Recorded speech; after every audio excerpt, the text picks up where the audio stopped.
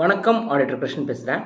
நிறையா பேரண்ட்ஸ் வந்துட்டு, சார் எங்கள் பையனோ பொண்ணோ வந்துட்டு சிஏ படிக்கிறாங்க, என்ன சாஃப்ட் ஸ்கில்ஸ் அவங்க டெவலப் பண்ணிக்கணும், எது ட்ரைனிங் அனுப்பணும் அவங்கள? ஃபார் எக்ஸாம்பிள் டைப் ரைட்டிங், அதுக்கப்புறம் வந்துட்டு டேலி, இதெல்லாம் எது நான் அவங்களுக்கு கற்றுத்தரணும், எதுக்கு நான் ட்ரைனிங் அனுப்பணும் அப்படின்னு கேட்குறாங்க.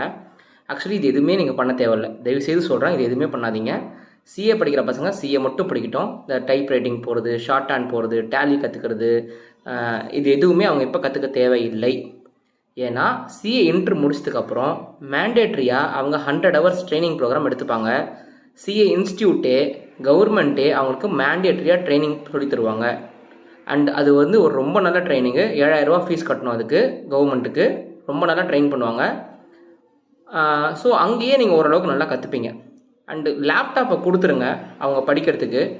லேப்டாப்பில் அவங்க சின்ன சின்னதாக இப்போவே அடித்து பழகினாங்கன்னா அவங்களுக்கு கொஞ்சம் கொஞ்சமாக டைப்பிங் வந்துடும்.